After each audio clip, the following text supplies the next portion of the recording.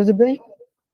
Vamos lá, meninos. Então, hoje nós vamos falar do capítulo 4, a lei de reprodução. Ela faz parte das leis morais do Espiritismo, junto com a lei do trabalho, a lei da moral e da lei da destruição. Então, todas essas leis foram estudadas e colocadas nas obras de Kardec, orientadas aí pelo espírito primário, que nos trouxe toda a filosofia de Kardec que a gente estava comentando. Então, se a gente for analisar, a reprodução não é simplesmente o ato do espermatozoide chegar até o óvulo e reproduzir. Nós temos uma formação imensa a nível espiritual de como esse espírito vai chegar até essa família, de como ele vai receber as orientações, como ele vai agir especificamente. Mas há muitos anos e há muitos séculos, o homem, ele deseja ser mais do que Deus.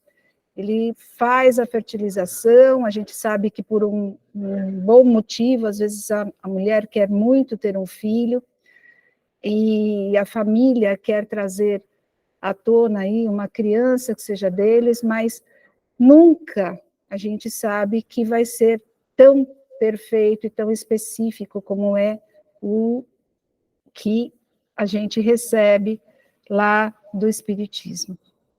Então, na questão 686, falando sobre a população do globo, é questionado se a lei da natureza, a reprodução dos seres vivos é transparente para o Espiritismo. Então, evidentemente, o que acontece? Se a gente não tivesse a reprodução, não teria como fazer a reencarnação.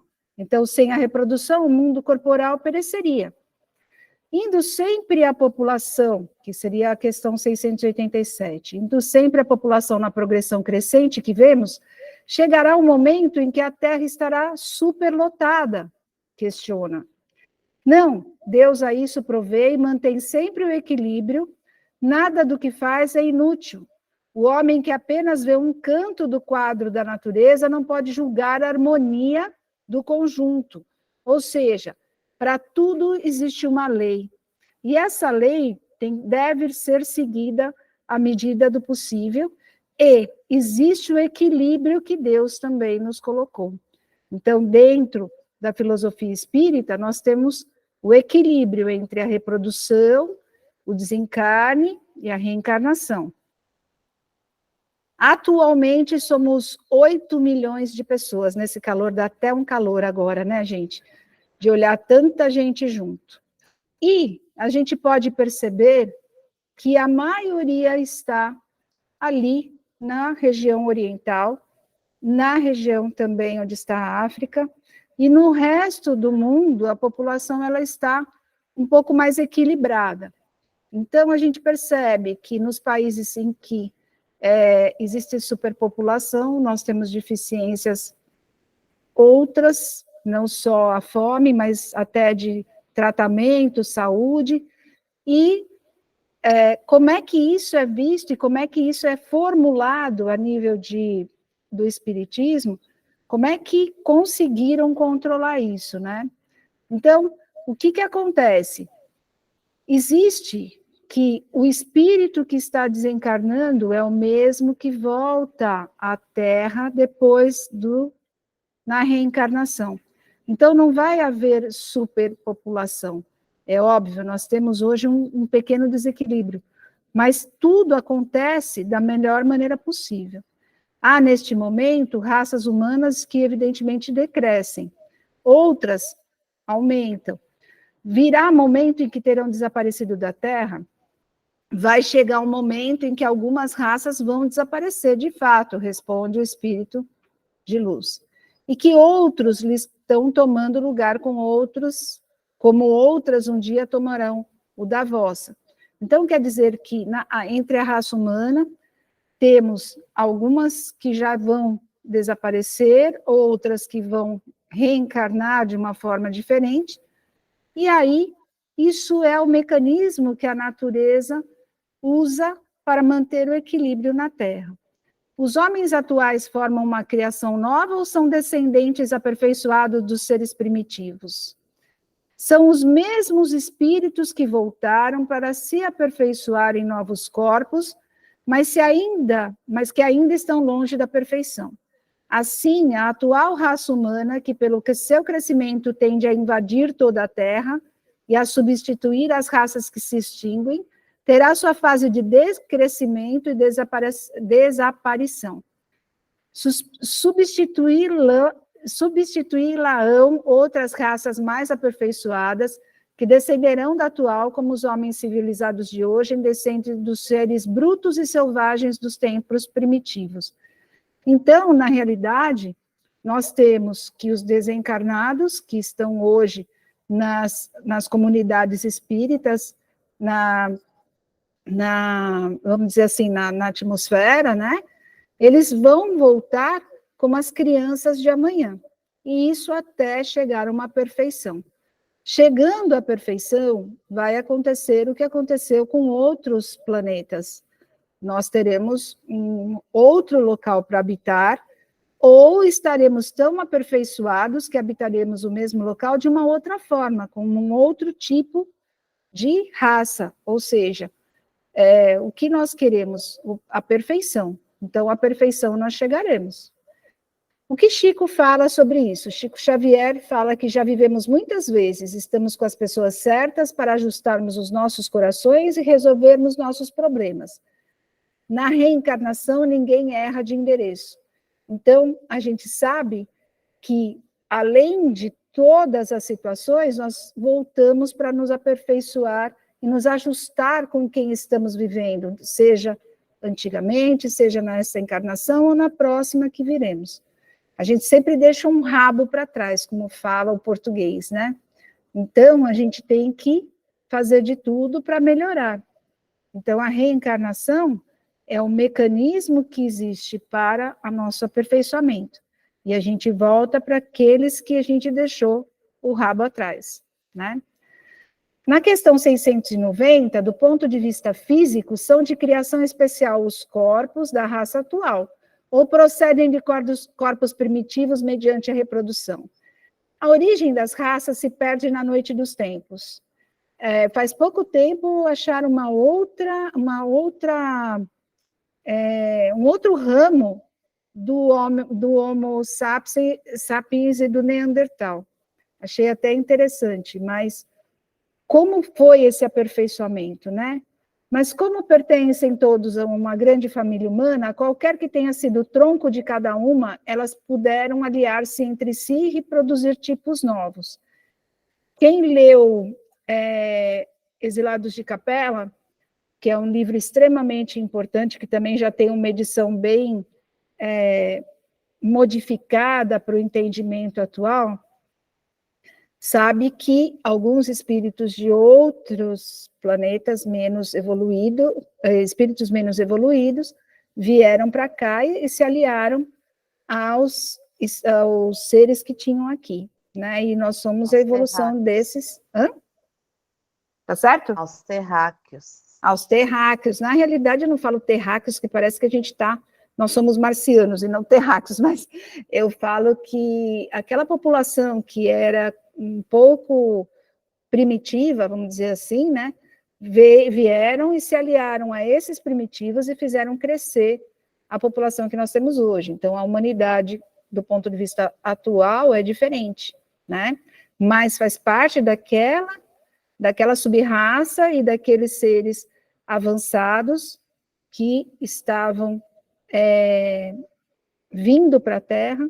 Então, nessa situação de miscigenação, acabaram criando a gente, assim, a imagem e semelhança deles, né? E qual, do ponto de vista físico, o caráter distinto e dominante das raças primitivas? Qual seria o ponto de vista físico? Desenvolvimento da força bruta eram os primitivos, à custa de força intelectual. Agora é o contrário, o homem faz mais pela inteligência do que pela força do corpo. Vejam como Kardec é atual.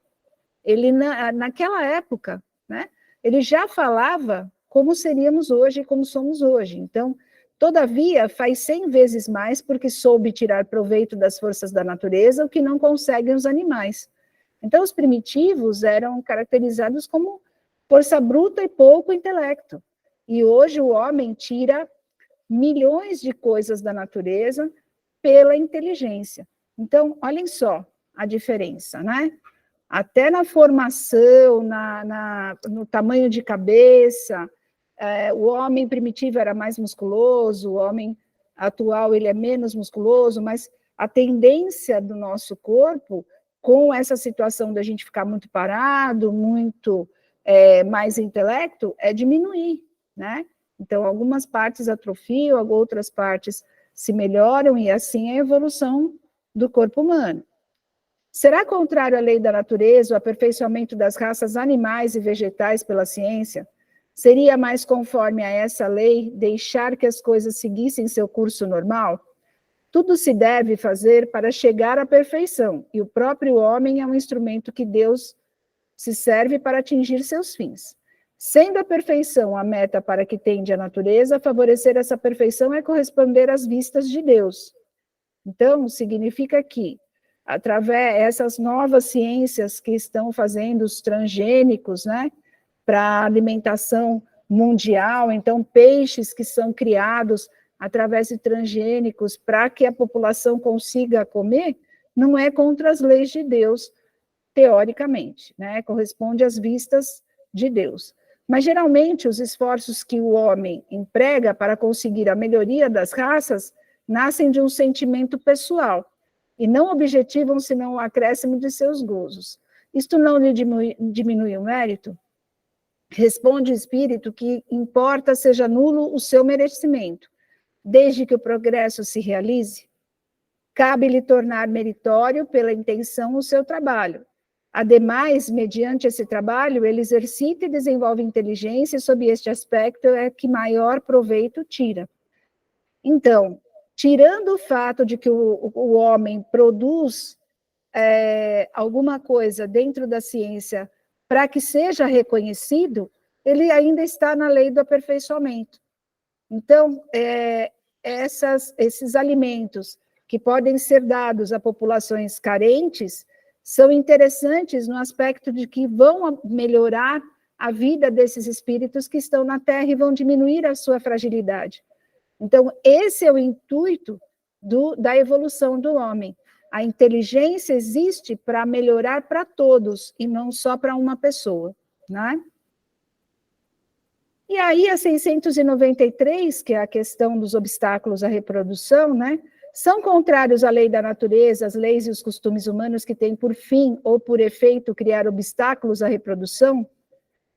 Responde o espírito que tudo que embaraça a natureza em sua marcha é contrário à lei geral. Aqui eu gostaria de fazer um adendo, por quê? Porque a questão de você ter costume seria assim, ou o que ele está falando é em relação à reprodução, a mulher fazer criar um meio de não se reproduzir, né? Usar um meio anticoncepcional. Então, o que acontece? Não adianta existir muitas reproduções de uma única mulher, teria que ser tudo igual para todos, né? Então, hoje a gente vê famílias que têm vários filhos, 9, 10 filhos, em condições precárias. Eu acho que tudo que é feito dentro da lei e dentro da ordem e do equilíbrio, ele não sai e não fica devendo a lei geral dita pelo espírito a Kardec. Mas também é ruim aqueles que deixam levar, e a reprodução é uma sequência da outra, em que você não consegue dar aquilo que é importante àqueles que estão vindo, que é o apoio, tanto material, quanto educacional, e quanto a melhoria das suas situações. Então, por exemplo, não adianta um espírito que vem para se burilar numa família, vamos dizer assim, chegar numa família que tem 9 crianças e não receber aquele apoio que ele está precisando. Mas é uma coisa de escolha, né? É uma coisa de parte, porque esse espírito talvez enfrente uma dificuldade maior para chegar no mesmo ponto que poderia chegar, tá? Isso é o que todo mundo, que eu tentei ler, o que todo mundo fala a respeito. Entretanto, há espécies de seres vivos, animais e plantas, cuja reprodução indefinida seria nociva a outras espécies, e da qual o próprio homem acabaria de ser vítima. Pratica ele ato repreensível, impedindo essa reprodução? Deus concedeu ao homem, sobre todos os seres vivos, um poder que ele deve usar, sem abusar. Pode, pois, regular a reprodução de acordo com as necessidades. Não deve, porém, opor-lhe obstáculos desnecessariamente. A ação inteligente do homem é um contrapeso que Deus dispôs para restabelecer o equilíbrio entre as forças da natureza, e é ainda isso que o distingue dos animais, porque ele obra com conhecimento de causa. Mas os próprios animais também concorrem para a existência desse equilíbrio, porquanto o instinto de destruição que lhes foi dado faz com que, provendo a própria conservação, obstenha ao desenvolvimento excessivo, quiçá perigoso, das espécies animais e vegetais que se alimentam.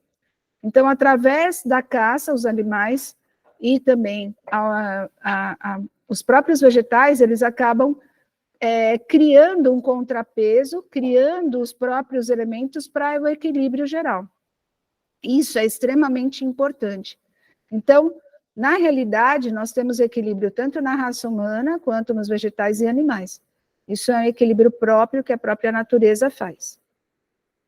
E esses obstáculos à reprodução, existem dois tipos de obstáculo, os naturais e os kármicos, decorrentes de faltas cometidas no passado, e os artificiais, frutos da ação do homem, que para isso estabeleceu diversos métodos ou medidas anticoncepcionais.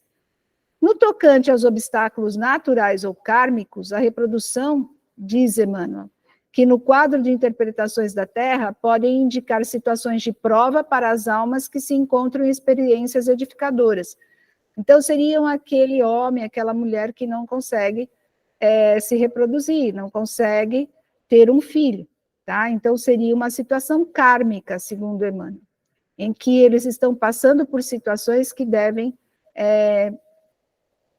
fazer a prova e se edificar através dela, né? 694 é a questão que fala sobre o corpo, né? Que se deve pensar dos usos cujo efeito consiste em obstar a reprodução para a satisfação da sensualidade? Então, são aqueles casais que fazem a sensualidade, mas não produzem nenhum filho. Então, o que fala? Isso prova a predominância do corpo sobre a alma, ou seja, é mais material do que espiritual. E quando o homem está apegado à matéria, ele tem essa predominância do corpo sobre a alma. Então, esse tipo de sexo colocado pelos casais que, na realidade, só tem satisfação da sensualidade, ele não tem valia para a lei da natureza e para a lei da reprodução. Então, ele não faz parte de um contexto espírita. Não se deixa de ter, mas em compensação também não traz nenhum proveito para ninguém.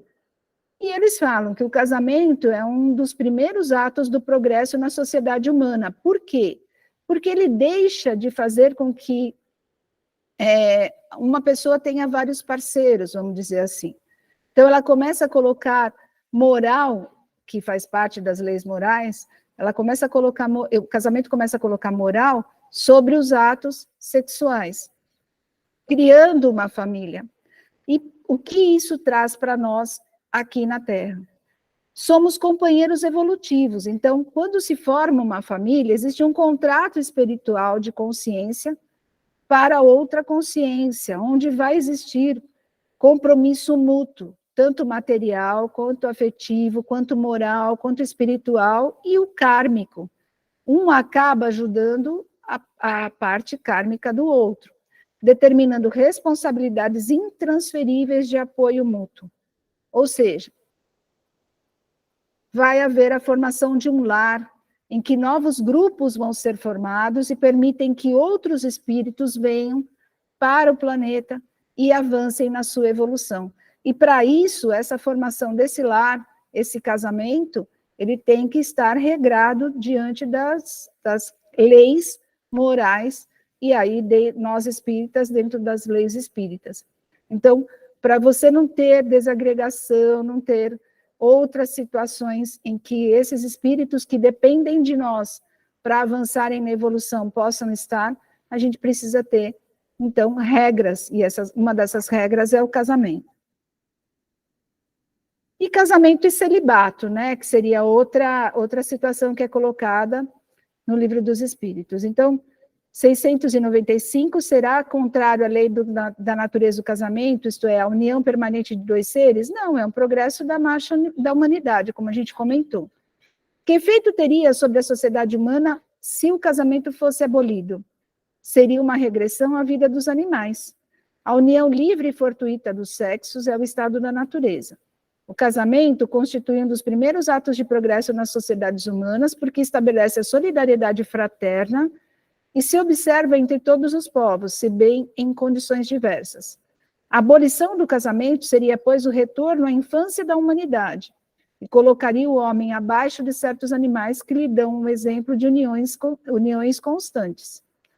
Então, a abolição do casamento seria uma regressão importante às leis morais, e a vida seria como a dos animais. Para o Espiritismo, agora falando do divórcio, né? O divórcio é uma lei humana que precisa ser utilizada de acordo com cada cultura, de acordo com cada costume da época, a partir do momento que não se leva mais em consideração a lei do amor. Então, o que é comentado, que foi comentado uma vez sobre o divórcio? O divórcio tem por objetivo separar legalmente o que de fato já está separado. Não é contrário à lei de Deus, pois que apenas reforma o que os homens han feito e só é aplicável nos casos em que não se levou em conta a lei divina. Então, o divórcio foi feito pelo homem, ele não é feito pela lei de Deus. Mas é melhor estar separado do que junto, sem a lei do amor, sem a lei que Deus compõe para nós, que Jesus nos explicou tanto, que é a lei de reciprocidade, do amor ao próximo, ou de pelo menos o respeito ao próximo. Então, eles comentam muito que, André Luiz fala muito que a este respeito apresentamos algumas opiniões importantes, por exemplo, que Chico trouxe para nós através de André Luiz. Quanto ao divórcio, somos de parecer que não deve ser facilitado ou estimulado entre os homens, porque não existem na Terra uniões conjugais, legalizadas ou não, sem vínculos graves no princípio da responsabilidade assumida em comum.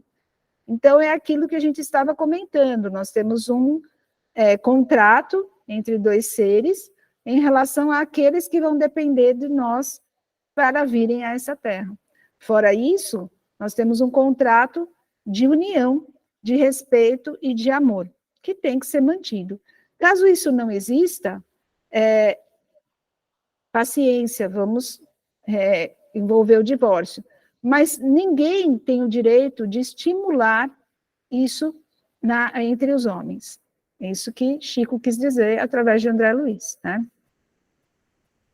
Está na lei da natureza, ou somente na lei humana, a indissolubilidade absoluta do casamento é uma lei humana muito contrária da natureza, mas os homens podem modificar suas leis, só as da natureza que são imutáveis. E agora ele fala de um outro ponto que se chama celibato. O celibato é quando a pessoa decide não se casar. O celibato voluntário representa um estado de perfeição meritória aos olhos de Deus? Não, e os que assim vivem por egoísmo desagradam a Deus e enganam o mundo. Mas aí existe uma outra forma de visão através das próximas questões. Da parte de certas pessoas, o celibato não será um sacrifício que fazem com o fim de se votarem de modo mais completo ao serviço da humanidade?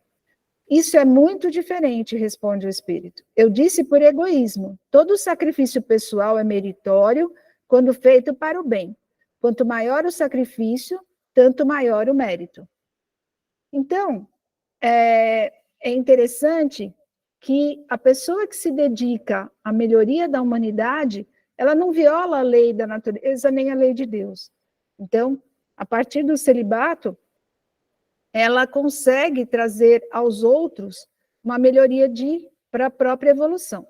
Não é possível que Deus se contradiga nem se ache mal o que ele próprio fez. Nenhum mérito, portanto, pode haver na violação da sua lei. Mas se o celibato em si mesmo não é um estado meritório, outro tanto não se dá quando constitui, pela renúncia às alegrias da família, um sacrifício praticado em prol da humanidade. Todo sacrifício pessoal com vistas ao bem, sem qualquer ideia egoísta, eleva o homem acima de sua condição material. E aqui alguns exemplos que a gente tem de pessoas que se dedicaram à humanidade, né? Então, nós temos Madre Teresa de Calcutá, Irmã Dulce, Gandhi, Chico Xavier, em que nós tivemos deles grandes méritos, né? Foram pessoas que se dedicaram à humanidade. E aqui vamos falar sobre um outro tema que é para encerramento, chama poligamia. Então, é questionado a igualdade numérica que mais ou menos existe entre os sexos, constitui indício da proporção em que devam se unir? Sim, porquanto tudo na natureza tem um fim. Então, existe a proporcionalidade também de casais, tá? Qual das duas, a poligamia ou monogamia, é mais conforme a lei da natureza? A poligamia é lei humana, cuja abolição marca um progresso social. Então, faz parte da lei da natureza ser monogâmico. O casamento, segundo as vistas de Deus, tem que se fundar nas afeições dos seres que se unem. Na poligamia não há afeição real, não tem senso de amor, há apenas sensualidade. Se a poligamia fosse conforme a lei da natureza, deveria ter possibilidade de tornar-se universal, o que seria materialmente impossível, dado a igualdade numérica dos sexos. Deve ser considerada como uso ou legislação especial apropriada a certos costumes, e que o aperfeiçoamento social faz desaparecer pouco a pouco. Nós ainda temos, em alguns países, em que o homem tem direito a ter várias mulheres, e quando ele morrer por uma causa nobre, ele vai para um lugar onde tem várias mulheres, a gente sabe disso. Mas pela lei divina e pela lei da natureza, isso não é de certo. Então, era isso que eu tinha que conversar com vocês hoje. Espero que tenha sido um pouquinho mais, vamos dizer assim, mais aberto. Eu fiz pelas questões, porque eu achei que a gente tinha que seguir uma regra, mas estamos abertos aí a comentários. Vamos lá. Alguém quer falar? Assim, a lei de reprodução, né, ela, para nós, hoje em dia, ela é mais aberta, né, de se falar, mas as pessoas já entendem, já aceitam. A gente tem que entender que nós somos um animal também, né? E a gente também tem a necessidade de sobreviver, de continuar a espécie. Então, o mau uso, né, do sexo, que é o que traz à baila um novo ser, uma nova criança, um novo espírito reencarnado, quem faz os desregramentos, quem faz as sensualidades, as coisas, os artifícios, é nós humanos, é o nosso corpo material, né? Mas que é uma lei de Deus a gente dar continuidade à espécie, é sim, né? Faz parte da Adriane, quer evolução. falar mais alguém? Eu Quer falar alguma coisa? queria complementar essa ideia do controle da natalidade, né? Você bem lembrou que o controle da natalidade, para essa lei de reprodução, que não só perpetua a espécie, mas dá todo, para nós, hominais, dá toda essa perspectivas de reformulação, de atitudes, de reajuste, de novos aprendizados, de revisão de condutas. Esse controle de natalidade, eu acho que foi assim um marco no progresso, porque ele coloca a mulher, que é o vínculo da condição de reprodução, né? Junto com o homem, é claro, mas é ela que carrega os 9 meses, é a mulher, né, que amamenta, que tem mais essa proximidade de sobrevivência desses rebentos por algum tempo, dá à mulher a oportunidade dela dar esse controle, né? Então, olha, hoje, de acordo com as minhas possibilidades, com meu esposo, para constituir uma família, eu quero 2 filhos. A outra, quero 3 filhos. Não é mais aquela questão desorganizada, vem 1, vem 10 e não participa de como vai fazer a educação desses filhos que estão vindo. Eu acho que esse controle da natalidade dá à família uma organização nessa lei de reprodução. Eu acho fantástico. Eu queria botar um pouco de um pouco de, vamos dizer, Sal. Vamos lá, pimenta, eu ia falar pimenta, mas assim, você imagina um espírito de luz vindo nessa família desregrada. E aí você imagina um espírito que está, que tem que cumprir uma missão muito pesada, porque ele fez coisas erradas, ou pelo menos não seguiu a lei divina, na encarnação anterior. Como é que vão se sair os dois, né? O espírito de luz, com certeza, ele vai ser guiado por outros espíritos de luz, e a tentativa de melhoria dessa família no contexto social e no contexto espírita, vamos dizer assim, ou pelo menos seguindo uma religião, tendo uma formação diferenciada, um espírito que vai estudar, que vai levar a família para um lado melhor. Agora, veja bem, o espírito que vem com um contexto mais pesado, que ele precisa de pessoas que lhe apoiem para a melhoria, né? Porque vai chegar um determinado tempo, aquela situação que ele viveu na encarnação anterior vai aparecer novamente para ver se ele passa pelo mesmo problema e ele se reformula. Você imagina numa situação em que não tem regras, que ele está solto. Então, não sei se vocês já ouviram falar que na reprodução indiscriminada, alguns espíritos que não estão formados espiritualmente ainda, que não fazem parte das colônias espíritas, eles entram nessa situação, eles entram nessa fila de reencarnação sem estar bem orientados. Então, eu falo que muitas vezes você tem famílias desregradas, com filhos desregrados, vocês professoras veem isso, que na realidade eles não têm o apoio que eles precisavam para a evolução. Então, nós estamos no meio de um caminho que está ainda certo.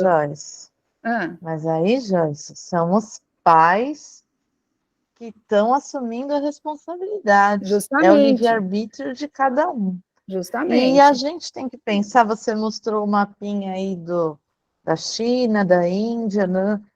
No Brasil, quem se torna mais conhecedor, não quer ter mais que um filho, quer 2, no máximo. Isso. Porque a gente sabe o quanto é duro pagar o leite, a fralda e a educação dessa criança. E aí a gente entra num contexto aí, porque os espíritos precisam reencarnar. Sim. Então, todas as oportunidades são aproveitadas. Justamente. E vai do livre-arbítrio de cada um, né, fazer ali a sua encarnação. A gente não tem como interferir nas famílias. Justamente. É complicado. Então, o legal disso é que hoje a questão social abrange isso. Então, com os preservativos, né, com os métodos anticoncepcionais. Orientação sexual de posto. Chega para todos. E tem mais um fator que eu estou lembrando aqui, eu não sei se foi oportuno essa lembrança, as mulheres sofriam muito, por exemplo, a minha avó, ela teve mais de 10 filhos. No último, na penúltima, o médico falou assim, pelo amor de Deus, seu João, pro meu avô paterno, ela não pode ter mais filhos, ela, na próxima gravidez, ela corre o risco de morrer, e morre ela, e morre o feto. Não é isso que a gente quer, né, seu João? Pergunta se a minha avó teve mais de uma gestação. Ela teve mais uma gestação. E foi exatamente como o médico falou. Ela teve mais uma gestação, ela veio a falecer, e o meu tio, que é o último, ele nasceu com muitas sequelas, né?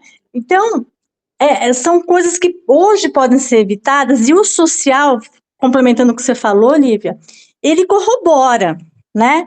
Essas orientações, como a Joyce falou, para o controle da natalidade e para a saúde da mulher, para a saúde da família, né? E pelo menos eu estou falando do nosso país, né? Pelo menos o SUS e todos esses sistemas do Ministério da Saúde, eles têm, pelo menos deveriam ter, e por um tempo tiveram, toda essa orientação. E isso é fantástico, né? Mais uma vez, estou falando isso de forma positiva, né? E eu acho uma pena as famílias que não conseguem ainda se envolver nessas orientações, porque não só as crianças, a educação dos filhos, mas como a saúde da mulher fica muito penalizada, né? E eu acho que não é isso que a lei de reprodução pede, né? Ela pede que acompanhe-se o progresso à lei de reprodução. Justamente. Senão você tem uma mulher doente que não vai trazer nenhum proveito para essas crianças. Era isso que eu tinha em mente. Não é só na parte da educação, mas a mãe é a orientadora, é a primeira orientadora desse espírito. E é a que vai ter mais amor por esse espírito por ser mãe. É aquela venda que a gente põe nos olhos mesmo nos nossos queridos filhos que nos foram algozes na encarnação anterior. Então, nós temos toda essa situação de penúria, né, e que ela não tem condições de abraçar todos, né, mas faz parte, né, ainda estamos num planeta em desenvolvimento. Um planeta. Né? É isso aí. Agora, uma Isso coisa que faz parte do progresso faz também, parte do todos progresso. esses ganhos sociais que a Adriane está falando. Isso tudo faz parte do progresso de não se subjugar ninguém a ninguém, né? Porque aí a gente vai entrar em outros problemas também, que a mulher só é mulher validada agora a partir do século XX para cá e ainda enfrenta dificuldades, né? Mas vamos seguir, porque já é o 9h13.